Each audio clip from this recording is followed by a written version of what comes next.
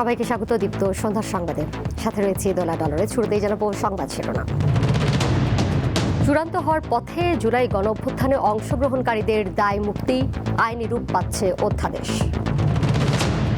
জ্বালানি পেতে ফিলিং স্টেশনে গাড়ির দীর্ঘ সারি, সংকট মোকাবিলায় IMF এর ঋণ নিয়ে বৈঠক। ইসরায়েলে দফায় দফায় ইরানের ক্ষেপণাস্ত্র হামলা, ৫,০০০ জন আহত স্বীকার করল তেল আবিব।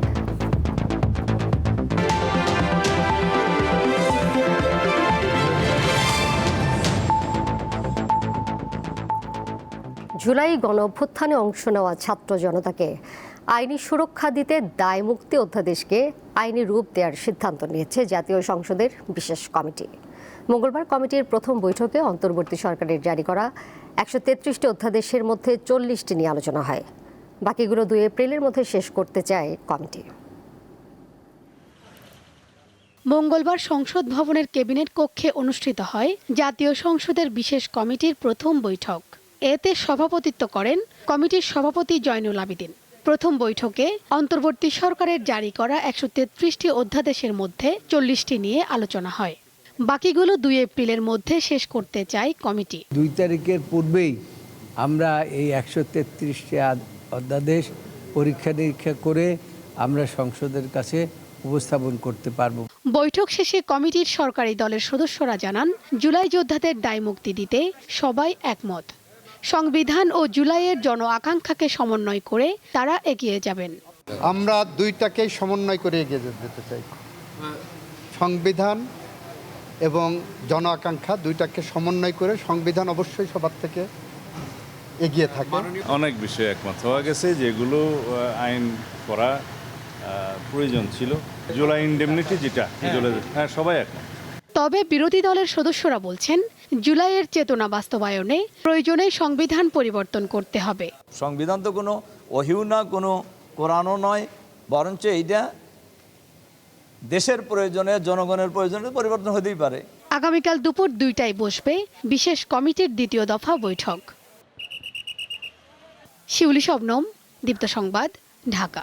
জ্বালানি সংকট মোকাবিলায় ঋণ সহায়তা পেতে এপ্রিলে IMF এর সাথে ওয়াশিংটনে বৈঠক হবে বলে জানিয়েছেন অর্থ ও পরিকল্পনা মন্ত্রী। মঙ্গলবার প্রধানমন্ত্রীর সাথে IMF প্রতিনিধির সাক্ষাতের পরে কথা জানানো হয়।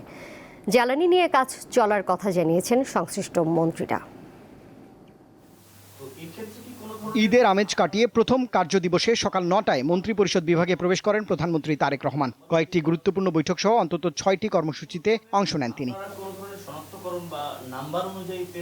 দিনের শুরুতেই আন্তর্জাতিক মুদ্রা তহবিল IMF এর এশিয়া ও প্যাসিফিক বিভাগের পরিচালক কৃষ্ণা শ্রীনিবাসন প্রধানমন্ত্রীর সঙ্গে সাক্ষাৎ করেন। বৈঠকে দেশের অর্থনৈতিক পরিস্থিতি ও চ্যালেঞ্জ নিয়ে আলোচনা হয়। ব্যবসাকে সহজতর করে দেওয়া, কস্ট অফ ডুইং বিজনেস কমিয়ে আনা, এই মেজারগুলো বিএনপির সরকার থেকে মাননীয় প্রধানমন্ত্রী ইতিমধ্যে উনি বলেছেন যে আর্থিক আমাদের ম্যানিফেস্টো বাস্তবায়নের জন্য যে পরিবর্তন দরকার, সেই পরিবর্তনগুলো ইনশাল্লাহ আমরা ইতিমধ্যে কিছু করেছি। বাকিগুলো খুব সহসাই আপনারা দেখতে পাবেন, বাজেটের মধ্যে এটার প্রতিফলন দেখতে পাবেন। সাংবাদিকদের প্রশ্নের জবাবে বিদ্যুৎ মন্ত্রী জানান, তেলের পর্যাপ্ত মজুত রয়েছে, হঠাৎ বিক্রি বেড়ে যাওয়ায় সংকট তৈরি হয়েছে। হঠাৎ করে মানুষ হুমড়ি খেয়ে পড়েছে পেট্রোল পাম্পে। আমরা তো একটা প্রসেসের পেট্রোল পাম্প চলে, আমরা যেভাবে তেল দেশে বাড়িতে দেয় সেই নিয়মের এখন ভেঙে পড়ছে সেই নিয়মটা, যে এত ভিড়, এত তেল ওই পেট্রোল পাম্পে যা দেওয়া হয় প্রতিদিন, সেটা সবসময় যা দেওয়া সেটাই থাকে, কিন্তু গ্রাহক তার বেড়ে গেছে। স্বাভাবিক তেলের তো লাইন থাকবে, পাবে না, তো স্বাভাবিক, এটা তো অস্বাভাবিক কিছু না। তো পররাষ্ট্র প্রতিমন্ত্রী জানিয়েছেন, মধ্যপ্রাচ্যের যুদ্ধ পরিস্থিতিতে ভারত থেকে জ্বালানি আমদানির প্রস্তাবে ইতিবাচক সাড়া পেয়েছে বাংলাদেশ। আমরা যতদূর জানি এটা গ্রিন সিগন্যাল আমরা পেয়েছি ভারত থেকে, বাট সেটা জ্বালানি মন্ত্রণালয় ভালো বলতে পারবে। এছাড়াও মঙ্গলবার সচিবালয়ে প্রধানমন্ত্রী তারেক রহমানের সভাপতিত্বে ঢাকা শহরের যানজট নিরসন ও ট্রাফিক ব্যবস্থাপনা আধুনিকায়ন সংক্রান্ত সভা অনুষ্ঠিত হয়েছে। রুবায়েত হাসান, দীপ্ত সংবাদ, ঢাকা। প্রায় ২ সপ্তাহেরও বেশি সময় ধরে চলা তেল সংকট এখন অব্যাহত রয়েছে। মঙ্গলবার ঢাকার অধিকাংশ ফিলিং স্টেশনে দেখা যায় যানবাহনের দীর্ঘ সারি, বেশ কিছু পাম্প বন্ধ দেখা যায়। রাজধানীর তেজগাঁও এলাকার সিটি ফিলিং স্টেশন মঙ্গলবার সকাল 10:30টার দিকে গিয়ে দেখা যায় পাম্পটি বন্ধ। অজুহাত দিচ্ছে যে তেল নাই, তেল পাওয়া যাচ্ছে না, তেল নাই। যতই বলি যে অনেক পর্যাপ্ত আছে আদতে তো নাই। একটা পাম্পে 24,000 লিটার পার ডে ডিমান্ড মানে সাপ্লাই হয়, সেখানে আমরা আমাদের যোগান এখন মাত্র 9,000 লিটার। এছাড়া মহাখালী ও আসাদ গেট এলাকার বেশ কয়েকটি পাম্পে তেল বিক্রি চলছে সীমিত পরিসরে। করতে করতে এসে দেখি এখানে একটা সিরিয়াল, এই সিরিয়ালে 1.5 ঘন্টা থেকে 2 ঘন্টা, 1.5 ঘন্টা তো মিনিমামই হবে, 2 ঘন্টায় দাঁড়ায় থেকে তেল নিলাম। এখন 2 ঘন্টা 3 ঘন্টা দাঁড়িয়ে থাকার পরে যদি 300 টাকার তেল পাই, তাইলে ভাই আমাদের অবস্থা কি হয় বোঝেন। 2 লিটার তেল নিতে গিয়ে যদি আমার দিনের অর্ধেকটা যায়, আমি রাইড শেয়ারিংটা করবো কোন? এটা তো আমার মনে করেন রিজেকের বাহন। এটা কালকে পাইছি 4,500 অক্টেন দিতেছি, এখন শেষ হইলেই বন্ধ করে দিতে হবে। চাহিদা অনুযায়ী তেল না পাওয়ায় অনেক স্থানে ঘটছে অনাকাঙ্ক্ষিত ঘটনা। পাম্প কর্তৃপক্ষ বলছে ডিপো থেকে চাহিদার তুলনায় অনেক কম তেল সরবরাহ করা হচ্ছে। আমরা তো মনে করতেছি তেলের সংকট নেই, কিন্তু যখনই আমাদের লোক ডিপোতে যায় তখন তারা সে বেঁধে দিয়ে দেয় 9,500 লিটারের বেশি দেওয়া হবে না।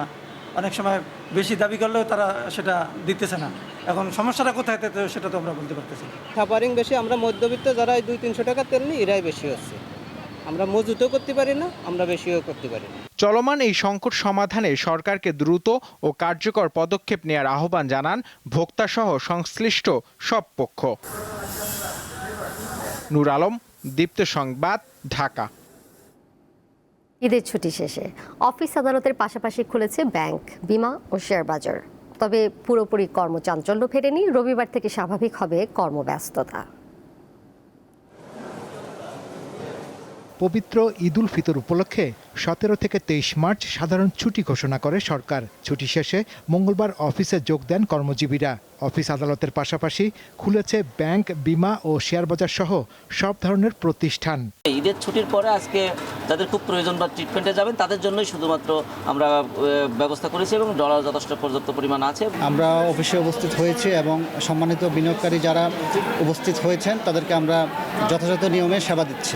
ঢাকা ও চট্টগ্রাম স্টক এক্সচেঞ্জে লেনদেন চলে সকাল 10টা থেকে দুপুর 2:30টা পর্যন্ত। বাণিজ্যিক ব্যাংকগুলোতে সকাল 10টা থেকে বিকেল 4টা পর্যন্ত লেনদেন চললেও কর্মচাঞ্চল্য পুরোপুরি ফেরেনি। ব্রাঞ্চগুলো স্টিল কিছুটা এমটি বলা যায়। তার মানে হচ্ছে এখনও আমি মনে করি যে নেক্সট উইকের আগে ব্যাংকিং কার্যক্রম পুরোপুরি হয়তো বা এরকমভাবেই হয়তো বা যাবে, পুরোপুরি হয়তো বা শুরু হতে নেক্সট রবিবার। শুরু করার পরে আমাদের প্রায় 500 কোটির কাছাকাছি ট্রানজ্যাকশন হয়েছে। যদি আপনি দেখেন যে এখন পর্যন্ত মানুষ কর্মক্ষেত্রে ফিরে আসে নাই, বাট তারপরও 500 কোটি টাকা। ছুটির পর প্রথম দিন সহকর্মীদের মধ্যে শুভেচ্ছা বিনিময়ে বেশি সময় কেটেছে। শাহরিয়ার ইমন, দীপ্ত সংবাদ, ঢাকা। ঈদ উপলক্ষে টানা 7 দিনের ছুটি শেষে রাজধানীতে ফিরছে নগরবাসী। এবারের ঈদ ফেরত যাত্রা স্বস্তিদায়ক হয়েছে বলে জানিয়েছেন যাত্রীরা। তবে 3টি ট্রেন বিলম্বে ঢাকায় প্রবেশ করায় ছেড়েও গেছে দেরিতে।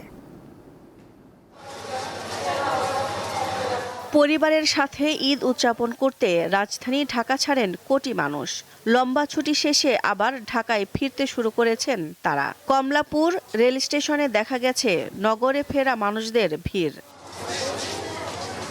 মন না চাইলেও জীবিকার তাগিদে আসতে হয় কর্মজীবীদের। তারপরও পরিবারের সাথে ঈদ উদযাপন করতে পেরে আনন্দিত। কষ্ট করে আসা যাওয়া করলেও শান্তি পান আপনজনদের কাছে গেলে। যাওয়ার সময় তো আনন্দ যাওয়া লাগে, আসার সময় একটু হয়, কষ্ট হয় আর কি। আলহামদুলিল্লাহ অনেক ভালো করছে এবং কোনো ভোগান্তি হয় নাই। পরিবারের সাথে ঈদ করতে গিয়েছিলাম গ্রামের বাড়িতে। ওখানে আমার শাশুড়ি আছেন, তারপরে বৃদ্ধ বাবা আছেন, তাদের সাথে ঈদ কাটিয়েছি। আর ট্রেনে কোনো শিডিউল বিপর্যয় হয়নি, জাস্ট টাইমে ট্রেন এসেছে। তবে আগামী শনি ও রবিবার যাত্রী চাপ বাড়বে বলে মনে করছে রেলওয়ে কর্তৃপক্ষ। 3টি ট্রেনের শিডিউল বিপর্যয় ছাড়া এবারের ঈদ যাত্রা স্বস্তিদায়ক ছিল বলে দাবি তাদের। অনেকেই ধাপে ধাপে ঢাকায় প্রবেশ করছে। তো এখন পর্যন্ত যাত্রী সাধারণকে একটা নির্বিঘ্ন এবং স্বাচ্ছন্দ্যময় যাত্রা আমরা উপহার দিতে পেরেছি। আমি প্রত্যাশা করব যে আমরা ঈদ ফেরত যাত্রার শেষ দিন পর্যন্ত একটা স্বস্তিকর যাত্রা উপহার দিতে পারবো। ঈদের ফিরতি যাত্রা নির্বিঘ্ন করতে যাওয়া আসা মিলিয়ে মোট 120টি ট্রেন চলাচল করবে। দিলশা দানি, দীপ্ত সংবাদ, ঢাকা।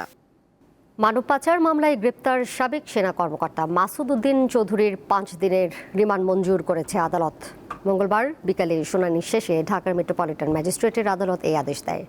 সোমবার গভীর রাতে রাজধানীর বারিধারা ডিওএইচএস এলাকার বাসা থেকে মাসুদ উদ্দিনকে গ্রেপ্তার করা হয়। গোয়েন্দা পুলিশ জানিয়েছে অবসরপ্রাপ্ত লেফটেন্যান্ট জেনারেল মাসুদ উদ্দিন চৌধুরীর বিরুদ্ধে মোট 11টি মামলা রয়েছে। পল্টন থানায় দায়ের করা মানব পাচারের মামলায় তাকে গ্রেপ্তার করা হয়েছে। মাসুদ উদ্দিন চৌধুরী 2007 সালে সেনাবাহিনীর 9ম ডিভিশনের জিওসি ছিলেন। 2008 সালে মাসুদ উদ্দিন অস্ট্রেলিয়ায় বাংলাদেশের হাই কমিশনার নিযুক্ত হন।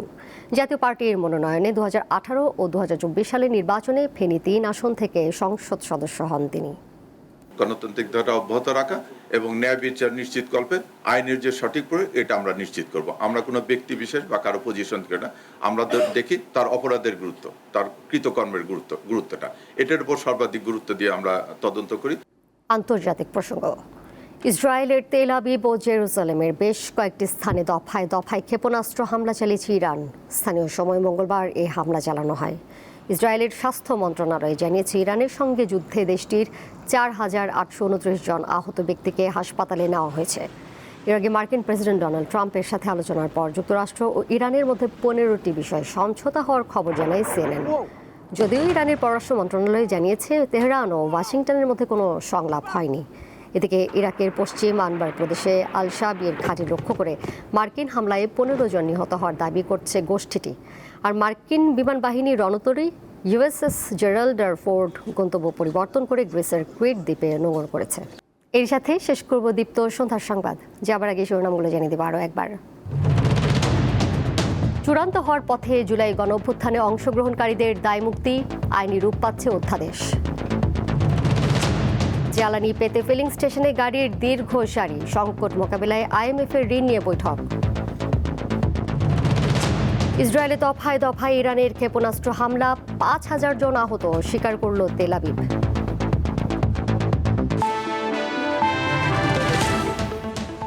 এই ছিল এখনকার মতো।